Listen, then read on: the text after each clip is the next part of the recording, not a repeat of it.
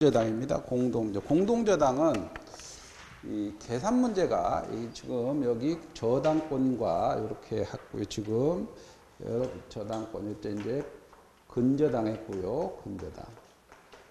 그 다음에 여섯 번째가 이제 공동저당을 할 겁니다. 공동저당. 공동저당 이제 계산 문제인데 민법에서 유일하게 계산 문제예요. 유일하게 계산 문제인데 만약에 간단합니다. 이번에 교과서 굉장히 판례까지 하면 굉장히 복잡하지만 그 판례가 그렇게 잘 나오지 않으니까 우리는 계산 문제로 처리하면 됩니다. 갑이라는 사람이 있고요, 을이라는 사람이 있고. 근데 갑과 을이 자, 이 사람이 채권자입니다. 돈을 부어줬어요. 이 사람이 채무자야. 이게 채무자인데 이 채무자가 계산하기 쉽게 1,500만 원 꿨다 합시다. 피담보 채권이 채무자가. 그런데 채무자 소유 재산이 3개에다가 A 부동산, B 부동산, C 부동산 이 3개의 재산에 여기다가 저당권을 1순위 저당권을 다 저당권을 설정하는 거예요. 이렇게 여기 공동저당이란 말이에요. 그런데 이 A 부동산은 시가와 이게 경매가 들어갔을 때 경락가가 같다고 가정합시다. 1,500, 1,000만 원, 이게 500. 여기다가 500, 여기다가 1번 저당, 1번 저당, 1번 저당. 수개의 부동산에다가 여러 개 부동산에다가 피담보 채권을 담보하기 위해서 저당권을 설정할 때 공동저당이라. 그럼 부동산 개수만큼 저당권이 존재합니다. 그럴 때 A 부동산에는 을이 1번 저당권자고 병이라는 사람이 2번 저당권자예요. 750 가지고 이렇게. B 부동산은 1이 1번 저당권자고 정이라는 사람이 2순위 저당권자인데 500 가지고. 그 다음에 C 부동산에는 무가 2순위권자고 250 가지고 이렇게 있습니다. 그럴 때 만약에 채무자가 돈을 갚지 않을 때 이 1,500만 원을, 자, 1,500만 원을 어떻게 확보하느냐, 이게 문제죠. 그럴 때 첫째가 채권자가 3개를 동시에 경매 청구해 버릴 수도 있죠. 그죠? 동시에 경매 청구해서 동시 배당을 받아요. 그게 이제 368조 1항에 동시 배당을 하게 됩니다. 이 동시 배당을 하게 되면 경매 대가에서 비례해서 분담액을 정한다. 이렇게 나옵니다. 그 말은 뭐냐면 을이라는 사람은 1,500만 원 곱하기 요 A 부동산에서는 경매 대가니까 총 이게 낙찰가라고 가정한다면 3,000분의 1,500 그러니까 2분의 1이니까 750을 배당받는다는 얘기죠.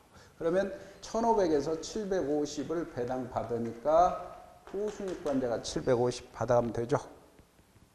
그 다음에 B부동산에서는 이 경매대가 비례니까 3,000분의 1,000이죠. 그러니까 3분의 1이니까 500을 배당받으면 경락가 500에서 500을 배당받아 500 남으니까 후순위권자가 500 배당받으면 됩니다. 그 다음에 C부동산에는 여기 1,500 곱하기 3,000분의 500이죠. 500이니까 250. 250 배당받으니까 250을 배당 빼면은 250 가져가죠. 이게 동시배당이란 말이에요. 요 계산 문제. 쉽죠? 계산 문제. 자, 그 다음에 만약에 두 번째는 368조 2항에서는 이걸 먼저 20배당, 요걸 먼저 가져가 버려요. 1,500 다 가져갈 수 있죠. 이것만, 을이라는 사람은 A 부동산만 경매 청구해 버립니다. A 부동산만. 그럼 20배당이란 말이에요. 20배당의 경우는 열받는 사람이 후순위 저당권자죠. 병이죠. 그잖아. 동시배당했더라면 그래 750 가져갈 수 있었잖아요. 그죠? 그럼 후순위권자는 어떻게 뭐하느냐? 368조에서 선순위권자가 동시배당했더라면 B부동산에서 500을 선순위권자가 가져갈 수 있었죠. 그죠? 그런데 자기 재산, 자기가 여기서 다 가져갔으니까, 그 다음에 요 C부동산에 250을 배당받을 수 있었죠? 그거를 차순위권자가 선순위권자를 대위해서 경매 날려서 250 500을 배당받아 가라 이거지. 그래서 자 20배당의 경우는 자 이걸 다 경매에서 다 가져갔을 때 그 부동산의 차순위권자는 선순위권자가 다른 부동산에서 변제받을 수 있는 금액을 대위해서 이렇게 가져가면 500, 250, 750 되죠? 이렇게 되는 거야. 근데 여기 판례가 조심할 게 후순위권자가 이렇게 들어가려면 반드시 세 개의 부동산이 채무자 소유해야 돼요. 채무자 소유가 아니라면 들어갈 수 없다는 게 판례 입장입니다. 몇 가지만 기억해야 돼요. 몇 가지만 지금은 나중에 문제 풀이할 때 보고 교재 봅시다. 교재 보면 거기 공동저당 의의가 368조가 있어요. 동일한 채권 담보로 수개의 부동산의 저당권 설정한 경우에 부동산 경매대가 동시에 배당할 때는 각 부동산의 경매대가 비례해서 채권을 분담을 정한다. 이게 비례해서 정한다는 거야. 그 다음에 2항 보면 전항의 부동산 중 일부 경매대가를 먼저 배당한다. 1500 다 가져갔죠? 대가를 전부를 변제받을 수가 있습니다. 1500 다 변제받죠? 이 경우 경매한 부동산의 차순위 저당권자는 병이죠. 선순위권자가 전항 규정에서 다른 부동산의 경매대가에서 변제받을 수 있는 금액 500, 250이죠. 선순위자를 대위해서 행사할 수. 이 대위의 동그라미를 치시고 다 채무자 소유해야 돼요. 부동산이 채무자 소유해야 돼요. 소유일 것. 자, 동시배당입니다. 그 동시배당 동일한 채권의 담보로 수개 부동산의 저당권을 설정한 경우에 그 부동산의 경매대가를 동시에 배당하는 때는 각 부동산의 경매대가에 비례해서 채권을 분담을 정합니다. 밑에 판례는 지금은 넘어가세요. 그 다음에 다음 페이지에 문제, 기출문제 봅시다.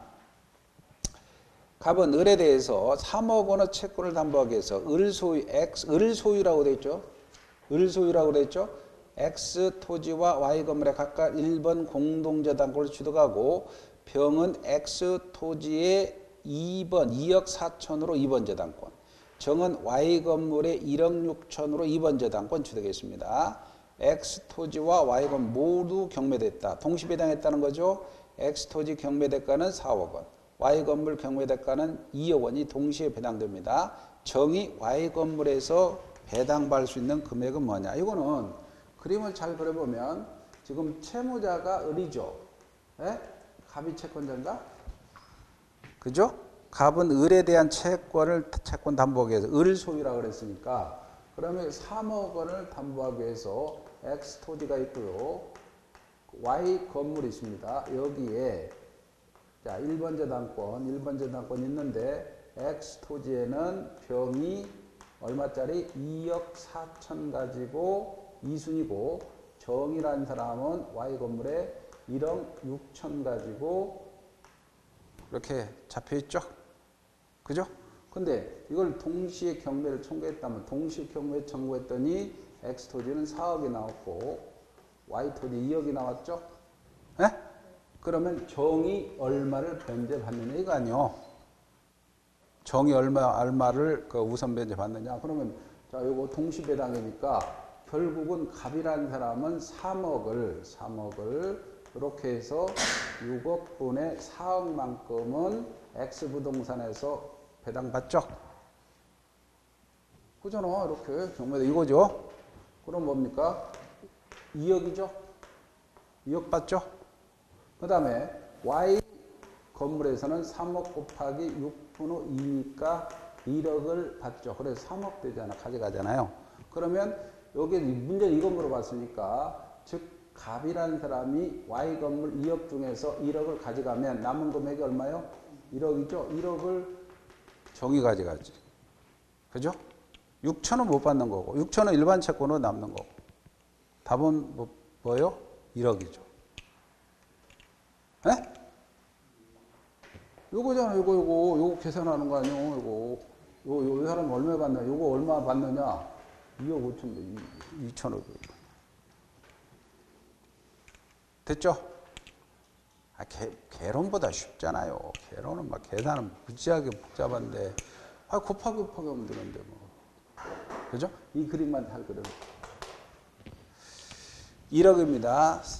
그 다음에 그 3번 20에 해당 보세요. 3번 20, 260페이지에 부동산 중 일부 경매대가를 면접 해당하는 경우에 경매대가 전부를 변제받을 수 있죠. 이 경우 경매한 차순위권자는 선순위권자가 전환규정에서 다른 부동산의 경매대가를 변제받을 수 있는 금액에서 선순위자를 대위해서 갑니다.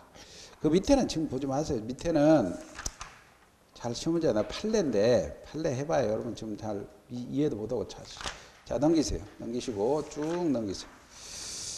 이제 끝났어요. 여기가 끝나 어디 물권 다 끝났어요. 점유권, 소유권, 지상권, 지역권, 전세권, 유치권, 저당권, 저당권 중에 권저당, 공동저당 끝났어요. 그죠? 끝났어요. 그럼 이제 이걸 지웁시다. 이걸 딱 지우면 이제 물권이 사라지는 거예요. 물권이 사라져 이렇게. 물권 싹 사라졌죠? 그럼 이제 채권을 하는 거예요. 채권. 물권에 있으니까 채권. 재산권은 물권과 채권이잖아요. 근데 이 채권은 사람이 사람에게 급부를 청구할 수 있는 급부청구권이야. 급부청구권. 근데 이 채권의 발생 원인을 봤더니 발생 원인이 법률 행위로 추정합니다. 법률 행위로 추정할 때 이게 계약이단 말이에요. 계약. 그러면 우리는 우리가 법률 규정으로 채권이 발생할 수가 있어. 이 법률 규정으로 채권 발생은 우리는 배우지 않아요. 그러나 이미 가끔 사무관리라든가 부당이득, 불법행위라든가 이런 것들은 들어봤어요. 그래서 사무관리는 의무 없이 일을 처리하고 비용 내놔라. 부당이득은 원인 없이 이득 취하고 이득 내놔라. 고의과실로 위법하게 손해를 끼쳤을 게 불법행위죠. 그래서 부당이득이네 불법행위. 이런 거는 깊이 안 들어가고 개념은 잡았죠. 근데 여러분은 이 계약만 배우는 거예요. 이 계약법. 그래서 여러분 채권은 그냥 계약법이라고 그래요. 계약법. 계약만 배우니까 부당이득, 사무관리, 불법행위는 배우지 않습니다. 그럼 이제 계약법에 요 계약법만 배우는 거예요.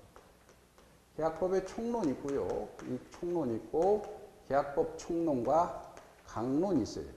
계약법 총론, 강론. 총론에는 계약이 뭐냐? 일반을 배우고요. 두 번째, 계약은 어떻게 성립하느냐? 세 번째, 계약은 어떤 효력이 있느냐? 효력을 배우고. 그 다음에 네 번째, 계약은 어떻게 소멸하느냐? 해제라든가 해지. 그 다음에 계약법 강론은 이렇게. 계약법 강론은 첫째가 매매가 어떻게 되냐? 매매. 두 번째가 교환. 세 번째가 임대차. 이렇게 배우는 거예요. 그래서 지금 계약입니다. 계약. 그래서 총론, 강론 있고 계약의 일반, 계약의 성립, 계약의 효력, 그 다음에 계약 해지 이렇게 나옵니다. 그럼 교재 보면 그 계약법 총론이라고 그랬죠? 그래서 계약의의가 나오죠? 계약. 근데 민총에서 계약 단독행위냐 계약이냐 합동행위냐 이래 한번 배웠죠? 그러니까 교과서 간단히 봅시다. 계약의 계약이란 서로 대립하는 당사자 간의 의사표 합치를 말하며 합의라고 하죠. 근데 여기에서 광의 계약은 채권 계약, 물권 계약. 우리 물권 금간 배웠잖아요. 물권 계약, 지상권 설정 계약, 소유권 이전, 그 다음에 지상권 저당권 설정, 전세권 설정, 그 근저당 설정 다 물권 계약입니다. 그 다음에 준물권 계약, 신분 계약이 있습니다. 그러나 동그라미 1번에 채권 계약, 우리는 채권 계약만 배웁니다. 채권 계약이란 채권 채무 발생을 목적으로 법률행위고 이행의 문제를 남긴다 그랬어요. 따라서 의무 부담행위라고 하죠. 처분 권한 없는 자의 처분에 유의하죠. 다만 이행의 문제를 남깁니다. 물권 계약은 참조로 보시고 그 다음에 오른쪽 계약의 종류가 있습니다. 이 부분에서도 가끔 나오는데 그 계약의 종류 그 옆에다가 계약의 종류입니다. 계약의 종류. 거기 교과서는 없지만 전형계약이란 말을 쓰세요. 전형계약. 전형계약. 전형계약. 그 다음에 비전형 계약이라고 쓰죠. 비전형계약. 이렇게 하나 써놓으세요. 전형계약은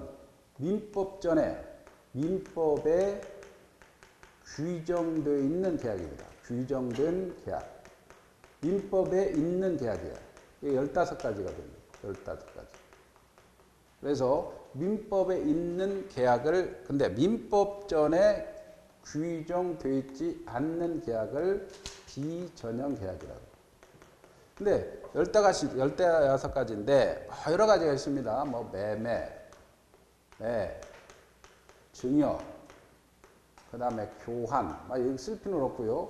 그 다음에 사용대차, 소비대차, 임대차, 그 다음에 뭐 현상광고, 뭐 여러 가지 똑똑하게 15가지가 있어요. 근데 그 중에 여러분들은 매매, 교환, 임대차만 배우는 거예요.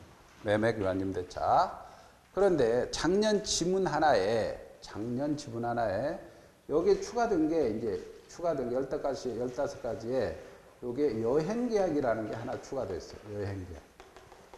근데 여러분 공인중개사잖아요. 중개계약입니다. 이 중개계약은 민법전에 없어요. 없어서 이게 비전형계약이다. 요거 하나만 써놓으세요. 민법전에 중개계약은 작년에 지문 하나 떴거든요. 중개계약은 민법전에 없는 비전형계약이다. 그런데 작년 지문에 중개계약은 전형계약이다. 그럼 틀립니다. 민법전에는 없어요. 그래서 중개계약 하나 써놓으시고 여행계약도 새로 들어가서 민법전에 있습니다. 중개계약이다. 여행계약은 전형계약인데 중개계약은 비전형계약이다. 이렇게 하나 써놓으세요. 문제풀이 할 때 하나 나올 겁니다. 그 다음에 이제 쌍무편무입니다. 쌍무편무는 보세요. 우리가 쌍무다. 그 다음에 편무다. 또는 유상이다. 유상계약이다. 무상계약이다. 근데 요거 차이점만 두 개가 가끔 나오니까 이건 뭐냐면 서로 대가적 있는 채무를 부담하느냐. 채무 기준. 서로 대가적 있는 출연을 하느냐. 출연 기준으로 보는 겁니다. 그럼 우리가 매매를 한다. 그러면 재산권 이전을 약정하고 대금 지급 약정했으니 서로 채무를 부담하니까 쌍무입니다. 그 다음에 교환계약을 한다. 교환도 내 토지 줄게, 네 건물 줄게 약정합니다. 약정했으니 서로 채무 부담하죠. 쌍무입니다. 임대차를 한다. 그러면 내 목적물을 사용 수익해 줄게 약정하고 차임주죠. 약정하죠. 서로 채무 부담하니까 쌍무계약입니다. 근데 이 쌍무계약에서는 네 안 주면 나도 못 준다라는 동시이행 항변권이라는 문제가 발생합니다. 동시이행 항변권. 그 다음에 쌍방의 책임 없는 사유로 목적물이 멸실됐을 때 돈을 청구할 수 있느냐 여부 위험 부담 문제가 발생합니다. 이게. 근데 편무는 증여를 한다. 공짜로 준단 말이죠. 공짜로 준다면 내가 공짜로 줄게 고마워. 그러면 한쪽은 채무 부담하지 않습니다. 또 사용대차라는 것은 공짜로 빌려 쓰는 겁니다. 공짜로 빌려 쓰니까 한쪽만 채무 부담하고 한쪽은 차임을 안 줍니다. 편무입니다. 편무에서는 동시행항변권 위험부담 문제가 발생하지 않죠. 유상은 계약의 전 과정에서 살펴봅니다. 그래서 출연을 한다. 매매를 한다. 그러면 요거 재산권 출연하고 대금 출연하니까 유상이죠. 교환도 한쪽은 토지 출연, 한쪽은 건물 출연이니까 유상입니다. 둘 다 출연합니다. 그 다음에 임대차도 마찬가지죠. 임대차도 서로 출연합니다. 이렇게. 그런데 무상은 증여를 한다. 한쪽만 출연하고 다른 쪽은 출연 안 해요. 무상입니다. 그 다음에 사용대차를 한다. 한쪽만 벤치 빌려주고 출연하고 한쪽은 출연을 안 해요. 그럼 이 차이점은 뭐냐? 그러면 이렇게 원을 이렇게 그려놓고 이렇게 원을 이렇게 큰 원이 유상계약이라면 이렇게 작은 원이 쌍무인 거야. 쌍무 계약은 다 유상이죠. 그죠? 근데 유상은 다 쌍무다. 이거 틀린단 말이에요. 유상은 쌍무다. 그게 유상이면서 편무가 있는데 유상이면서 편무가 현상광고라는 거예요. 현상광고. 이 현상광고도 전형계약에 여기 나옵니다. 현화고도 해서 현상광고. 현상광고가 왜 편무냐 한번 볼까요? 개를 잃어버렸어요. 개를 잃어버려서 갑이 개를 찾아주면 50만 원을 취사하겠다. 50만 원을 주겠다고 현상광고를 붙입니다. 그러면 여러분이 그 현상광고 여러분이 의리받다면 본 을이 개를 찾아줄 의무를 부담해요? 의무가 없죠. 현상광고 본 사람은 의무는 없잖아요. 찾아줄 의무는 없죠. 한쪽이 의무가 없으니까 이거는 편무입니다. 편무. 둘 다 의무가 있으면 쌍무지만 한쪽은 의무 없잖아요. 그죠? 그런데 이 사람은 우연찮게 그 개를 발견해요. 발견하고는 된장 바를까라고 생각하다가 이게 개를 가져다 주면 50만 원 받죠. 그럼 50만 원 갖고 여름 내내 뭐 일주일에 한 번씩 보신탕 먹으면 되겠죠? 에? 그 방법을 택한단 말이에요. 그러면 개를 발견해서 출연하죠? 50만 원 출연하죠? 유상이. 둘 다 출연해 유상이죠? 유상이죠? 그 핵심 뭐냐면 모든 쌍무는 다 유상이지만 유상은 다 쌍무다. 그럼 틀린단 말이에요. 이게 이제 기출지문 하나씩 든단 말이에요. 근데 유상무상의 구별 실익은 뭐냐면 매매에 관한 규정을 다른 유상계약에 갖다 쓴단 말이에요. 담보책임. 담보책임. 나머지는 교과서 보고 간단간단 정리하면 됩니다. 쌍무, 편무입니다. 거기 서로 대가적이라는 네가 주니까 나도 준다. 돈이라니 아닙니다. 채무에 동안 채무를 부담하는 계약이 쌍무고 일방만 채무를 부담하거나 증여 사용됐죠. 쌍방이 채무를 부담하더라도 대가적 채무 관계가 아니다. 현상광고 편무 계약이라 합니다. 구별 실익은 항변권과 위험부담 문제가 이 쌍무에서 발생합니다. 유상무상이죠. 유상계약이라는 서로 대가적 출연의 동그라미. 출연이 있느냐. 그 외에는 무상이죠. 유상계약은 매매교환임대차. 무상계약은 증여사용대차. 무상이란 말에 들어가죠. 무상, 임치. 임치는 공짜로 맡기는 겁니다. 무이자 소비대차. 구별실익은 매매에 관한 규정은 다른 유상계약에 갖다 씁니다. 준용한다. 낙성은 전부 낙성입니다. 15가지가 전부 약정만 하면 돼요. 약정만 하면 되면 전부 다 낙성인데 딱 하나 팔고 현상광고만 요물입니다. 현상광고는 개를 찾아서 행위를 해야죠. 요물입니다. 그래서 낙성계약이란 청약과 승낙, 의사표 합치마로 성립하는 계약입니다. 요물계약이라는 것은 자, 청약과 승낙 합의뿐만 아니라 물건의 인도, 아까 현상광고, 이르 완성을 위한 이르 완성을 위한 겁니다. 그래서 거기 두 번째 줄에 계약금 계약은 계약금 약정과 계약금을 지급을 요건을 한 요물계약에 대한 기출 나왔죠. 1억에 삽시다 라고 계약금 1억에 삽시다 매매계약 성립하고 얼마 줄 거요? 그러면 1,000만 원을 지급해야 된다는 거예요. 요물계약입니다. 현상광고 대물변제는 돈 대신에 물건으로 주는 겁니다. 계속적 일시적 계약입니다. 그러면 계속적 계약은 밑줄 치시고 이렇게 해지를 합니다. 소멸. 일시적 계약은 해제를 합니다. 이렇게 이것만 써놓으세요. 계속적 계약은 해소하는 방법이 해지. 일시적 계약을 해지하는 방법, 해소하는 방법은 해제. 그리고 넘기시고 다음 페이지에 양가로 5번이 이제 작은 별표죠. 매매 교환 임대차는 쌍무면서 유상이면서 낙성이면서 불효식입니다. 그러나 현상광고는 편무면서 유상이면서 요물을 불효식 계약이다. 그리고 모든 쌍무는 다 유상입니다. 그러나 모든 유상이 쌍무인 것은 아니다. 밑에 기출문제 계약의 유형에 관해서 틀린 걸 고르시오. 예약은 언제나 채권계약입니다. 예약은 언제나 채권계약. 채권계약이라는 건 이행 문제를 남기거든요. 근데 예약을 해놨어. 숙박을 예약해 주세요라고 그럽시다라고 예약해놓고 나중에 숙박계약이 행해져야 되죠. 언제나 채권계약입니다. 전형계약 중 쌍무계약은 유상계약이다. 그렇죠? 쌍무는 다 유상이죠. 근데 교환은 요물이 아니고 낙성입니다. 낙성. 그 다음에 매매는 쌍무계약이고 임대차는 유상이죠.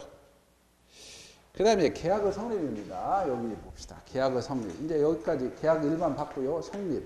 성립입니다. 주어 되죠? 주어 되죠?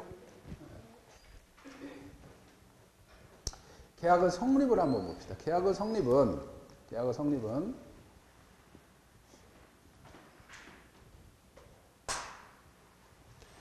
자, 지금 이 성립입니다. 요겁니다. 계약의 성립에는 첫째가 청약과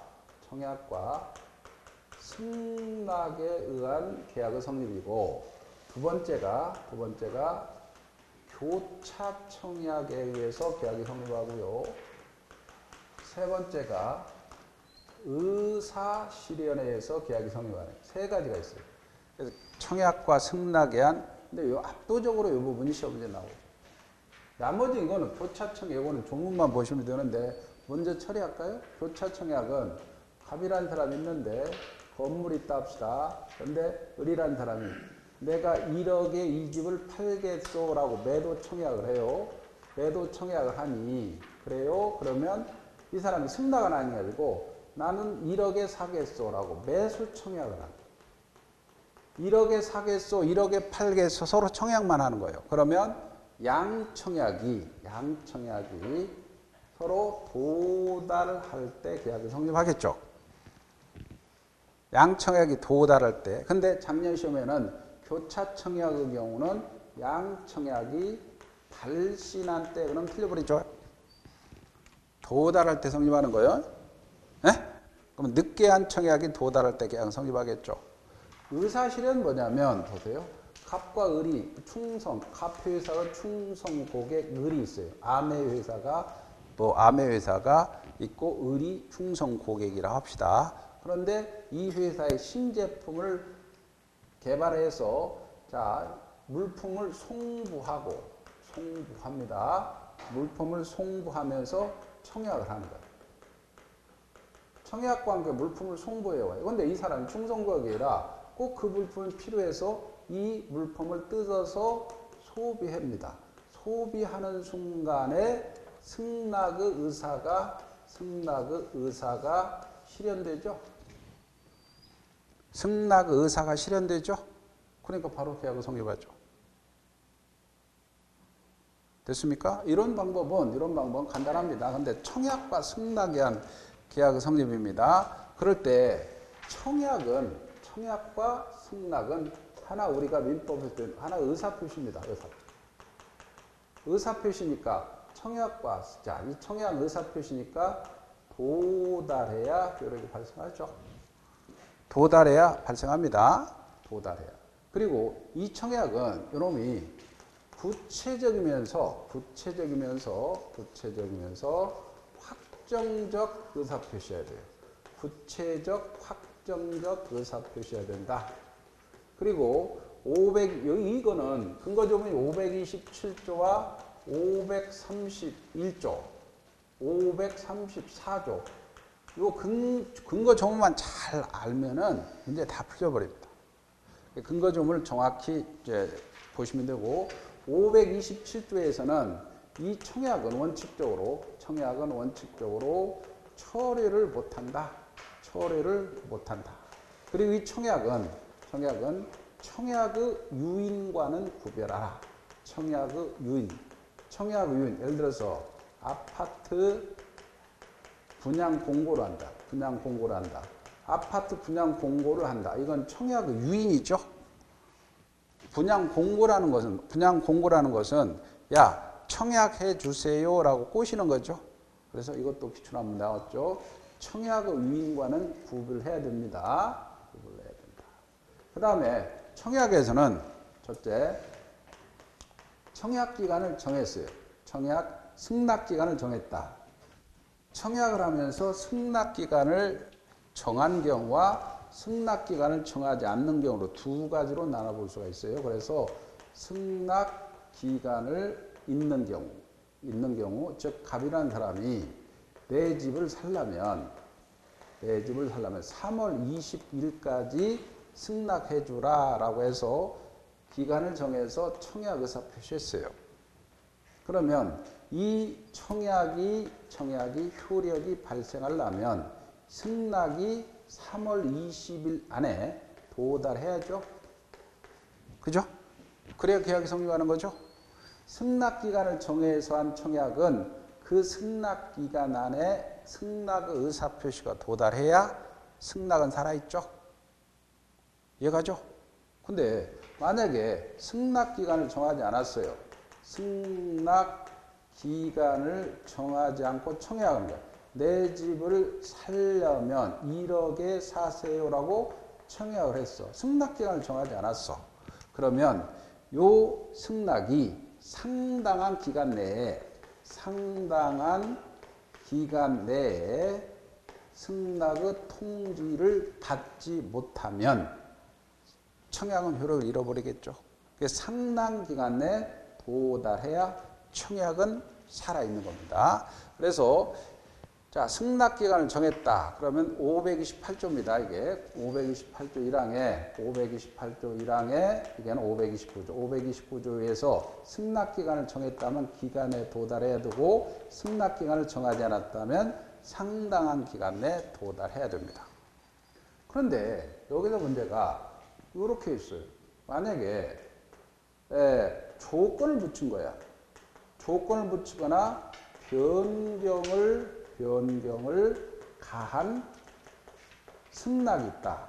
이게 무슨 말이냐면 갑이라는 사람이 이건 534조가 나옵니다. 갑이라는 사람이 내 집을 1억이면 팔겠소라고 청약을 하니 을이라는 사람이 야 1억이 너무 비싸 9천이면 살게 라고 9천이면 살게 이렇게 해서 변경을 간 승낙을 했어요. 이럴 수가 있죠. 이럴 경우에는 533조에서는 요 1억의 청약은 효력 거절하는 걸로 보고요. 거절이죠?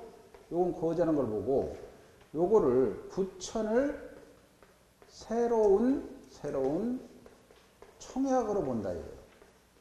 새로운 청약으로 본다. 이렇게 규정하고 있어요. 그래서 자 1억이면 팔게 그랬대. 9천이면 살게. 그러면 9천을 새 청약으로 봐서 오케이 해야 계약이 성립하죠? 예?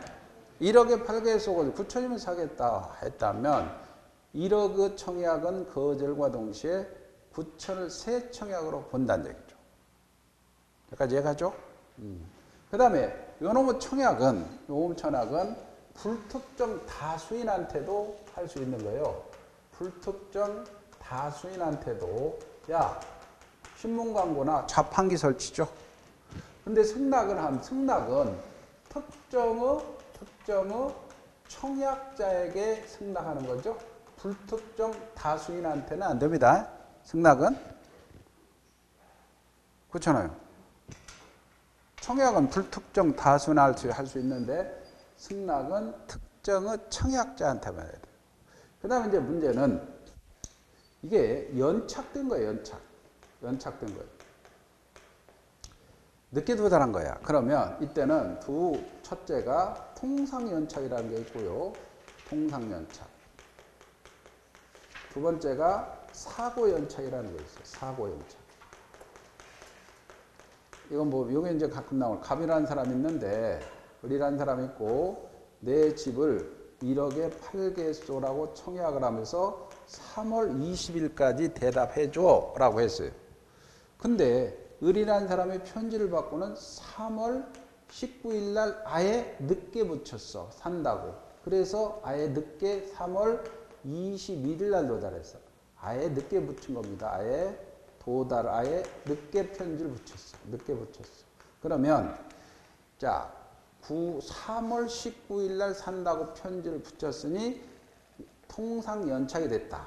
그러면 이때는 1억의 계약은 성립하지 않겠죠. 늦게 도달했으니. 그러나 요 연착된 승낙을 우리 연착된 승낙을 이 갑이라는 사람은 새로운 청약으로 볼 수가 있어요. 새로운 청약으로 볼 수 있다라고 규정합니다. 이거 530조죠. 그래서 아예 늦게 붙인 청약은 새 청약으로 볼 수 있어요. 볼 수 있으니까 다시 승낙해야 됩니다. 근데 문제는 사고연착이단 말이에요. 사고연착. 이 부분인데 갑이라는 사람이 있는데 내 집을 그한테 1억이면 팔겠소라고 3월 1일 날 편지를 붙였어요. 승낙 기간은 3월 20일까지 정하고 그래서 3월 5일 날 도달했어요. 근데 이 사람이 고민하다가 그래 3월 10일쯤에 내가 사겠소라고 편지를 붙이면 당연히 20일 안에 들어가야 되죠, 편지가. 근데 웬걸 사고가 일어나서 3월 21일 날 도달한 거예요. 이렇게. 그럼 이때는 자 연착됐죠. 사고로 뭔가 연착됐죠. 10일 날 소인을 이렇게 보니까 그 안에 들어와야 되니까. 이럴 때는 갑이라는 사람은 반드시 연착 통지를 하라. 연착 통지를 하라 이거예요. 연착 통지를 하라. 야, 늦게 도달했다. 연착 통지를 하면 계약은 성립하지 않아요. 계약은 성립하지 않는데 연착 통지를 하지 않았다. 연착 통지, 늦게 도달했다라는 통지를 하지 않았을 때 이때는 연착되지 않는 거로 봅니다. 연착되지 않는 거로 보니 계약은 성립한다는 거예요. 계약은 성립한다. 근데 여기서 조심할 게 대화자 격지자란 말이 나옵니다. 대화자 격지자란 말이 나온다. 대화자 격지자. 이 대화자 격지자는 시간이 걸리는 관계입니다. 시간이 걸린다면은 안 걸린다면 대화자, 시간이 걸린다면 격지자라 그래요. 그러면 이걸 편지로 지금 편지를 써보낸다. 그럼 이거는 격지자죠? 시간이 걸리죠? 여러분과 저 사이는 대화자죠? 거리적 개념이 아닙니다. 민법에서는 떨어져 있다 이 격지가 아니고 서로 도달할 때 시간이 걸리는 관계입니다. 그런데 531조라는 조문에서는 격지자 사이에서 계약의 성립은 그 승낙의 통지를 발송한 때 성립한다. 발송주의, 즉 발신주의를 취하고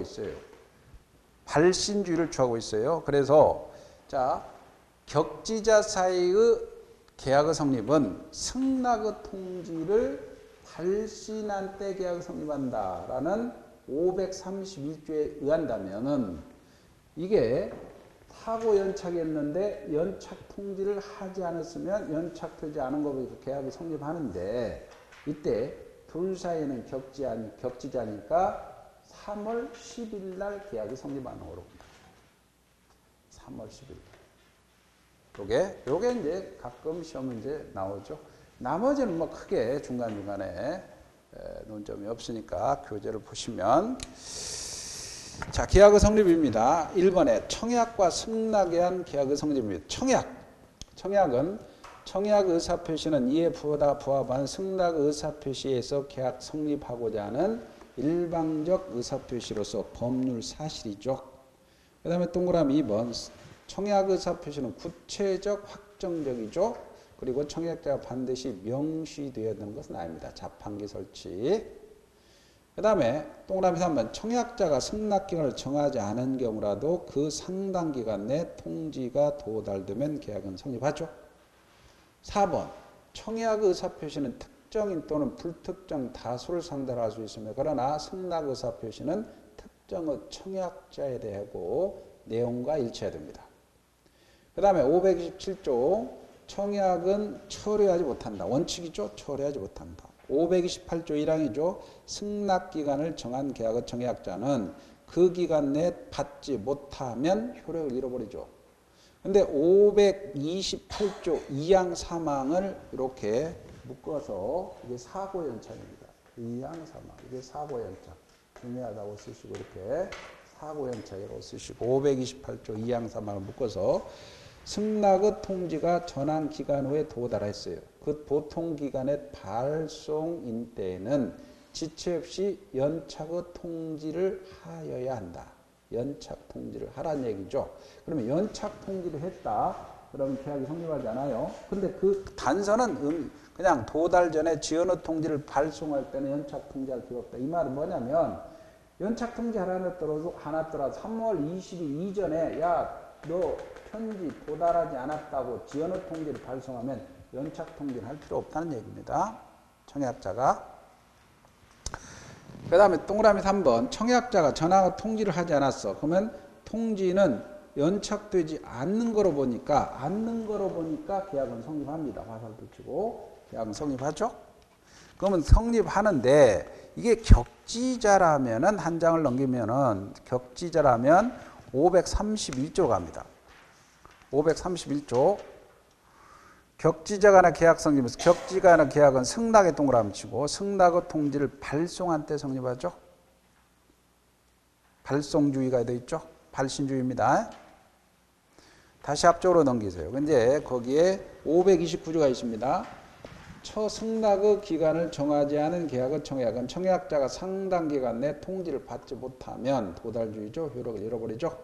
승낙 의사 표시는 특정 청약자에 되고 내용과 일치해야 되고요.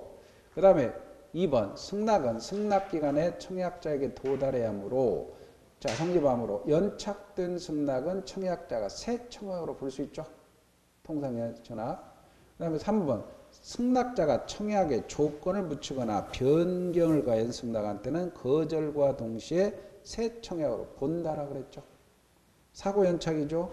사고연착이란 승낙의 통지가 승낙기간에 도달했어요. 보통 그 기간 내에 도달할 수 있는 발송일 때를 말하며 이 경우 청약자는 지체 없이 상대방에게 연착 통지를 해야 됩니다. 근데 도달 전에 야, 네 지연의 통지를 발송한 때는 연착 통지할 필요 없고요. 만약 청약자가 연착 통지를 하지 아니한 때는 연착되지 않은 거로 보니까 계약은 성립하죠. 단 계약의 격지자 간이라면 승낙의 통지를 발송한 때 계약 성립합니다. 그 다음에 이제 교차청약 533조죠. 당사자 간의 동일한 청약이 상호 교차된다면 양청약이 도달한 때. 이 도달을 작년에는 발신으로 바꿔버리면 틀린다는 얘기죠. 작년에 기출 나왔죠. 그 다음에 의사실현이죠. 청약의 의사표시나 관습에 의해서 승낙의 통지가 필요하지 아니한 때 계약은 의사표시로 인정되는 사실이 있는 때 밀출이죠. 소비한 때 성립합니다. 그 다음에 거기에 자 268페이지의 Q 한번 보세요. Q 승낙과 청약에서 틀린 걸 고르시오. 청약과 승낙의 주관적, 객관적 합치가 있으면 계약이 주관적이라는 거는 뭐냐면 내가 을한테 청약을 하고 을이 갑한테 즉 당사자가 일치해야 된다는 게 주관적 합치고 내용이 일치해야 돼요. 1억이면 1억. 이 내용이 일치하는 게 객관적 합치입니다. 승낙기간을 정한 계약의 청약은 청약자가 그 기간 내 통지를 받지 못한 때는 효력을 잃어버리죠. 맞죠? 527조. 계약의 본질적 내용에 대해 무의식적 불합의는 계약이 성립하지 않아요. 불합의는. 그럼 무의식적 불합의는 뭐냐면 무의식적 불합의라는 건 이게 불합의에는 이렇게 두 가지가 있어요. 불합의에는 두 가지가 있는데 이게 의식적 불합의라는 개념이 나오고요. 무의식적 불합의라는 나오는데 의식적 불합의 이거예요. 아까 1억이면 8개소라고 하니 9천이면 4개소. 의식적으로 불합의죠. 1억에 계약 성립하지 않죠. 그럼 534조로 가서 9천을 새 청약으로 봐버리면 끝나. 요거는 의식적 불합의는 1억이면 8개소, 9천이면 4개소 의식적 불합의 상태를 만들죠. 그럼 9천을 세청야로 보면 됩니다. 근데 무의식적 불합의는 이런 거예요. 갑이라는 사람이 있는데, 이라는 사람이 있고, 건물이 있어. 근데 1만 불에 8개소라고 했어요. 그때 오 그럽시다라고 했어요. 근데 알고 봤더니 이 불을, 이 사람 미국 사람이야. 미국 사람이 이 불을 미국 달러로 생각했는데 이 사람은 중국 사람이야. 중국 사람이라 이 사람 불을 홍콩 달러로 생각한 거예요. 이렇게. 그러면 계약이 이름 성립한 것 같지만 무의식적으로 불을 나는 미국 달러로, 홍콩 달러로 잘못 생각했죠? 그러면 아예 계약은 성립하지 않아요. 아예 계약은 성립하지 않아요. 근데 여기서 착오는 뭐냐? 이 착오는 우리 의사표시 착오는 취소할 수 있죠? 취소할 수 있죠? 근데 이 착오는 여기에서 미국 사람이 1만 불에 8개소라는 의사표시를 하는 과정에서 미국 달러하고 홍콩 달러하고 의미가 같다라고 의사표시를 했어요. 의사표시 했어요. 그러니까 응한 거야. 응한 거야. 응했으면 계약이 성립해요. 계약이 성립해요. 성립을 하는데 나중에 미국 사람이 이거 내가 이거 잘못 알았다. 그러니까 이 계약을 취소하자. 착오로 취소하자. 이렇게 되는 거예요. 그러니까 착오는 취소 문제가 발생하죠. 이 취소는 계약이 성립을 전 단계로 해서 취소하는 거야. 근데 무의식적 불합의는 계약 자체가 성립하지 않죠. 착오 문제, 착오로 취소할 수 있는 문제가 발생하지 않는 겁니다. 자, 그래서 보면 본질적 내용에 무의식적 불합의가 있잖아요. 불합의가 있으면 계약이 성립하지 않아. 성립하지 않으니까 착오로 취소할 수가 없어요. 착오로 취소하려면 계약이 성립해야 돼. 3번이 답이고요. 불특정 다수인의 청약이 가능하고요. 격지자 간의 청약은 청약이죠. 청약은 격지자 간이든 대화자 간이든 청약이라는 놈은 도달해야 돼요. 청약은 무조건 도달해야 되죠.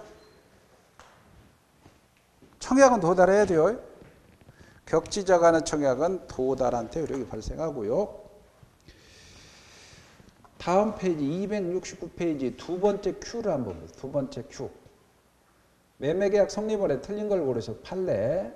매매계약 체결 당시에 목적물과 대금이 구체적으로 확정되지 않더라도 아파트 분양계약 체결해보세요. 그 확정 방법 기준이 정해져 있으면 계약이 성립하죠. 아파트 분양계약. 청약자가 일정한 기간 내에 일을 하지 않으면 즉 도라나 쫙 붙이면서 야 일주일 이내에 대합하지 않으면 승낙한 거로 본다라고 표시했어요. 구속하지 않죠? 도를 내가 왜 사게? 격지자 간에서 청약입니다. 청약은 통지를 발송한 때 효력이 발생합니다. 이렇게 가장 시험지에 나오는데 격지자 간에서 계약의 성립은 승낙의 통지를 발송하는 거지. 청약은 무조건 도달주입니다. 네? 청약 그러면 이거는 발신이 아니고 도달주의 발송한 때가 아니고 도달한 때죠. 틀렸죠. 승낙기간 지난 후에 승낙이 도착했습니다. 이를 새 청약으로 승낙할 수 있고 보증금 수수는 성립 요건이 아니죠. 임대차는 내가 목적물 사용 수익해 줄게 라고 차임 지급받게 하면 성립합니다. 자 넘기세요. 넘기시고 다음 페이지에 조금 쉬었다가 이제 여기 성립 과정에서 계약 체결상의 과실 책임을 볼 겁니다. 쉽시다.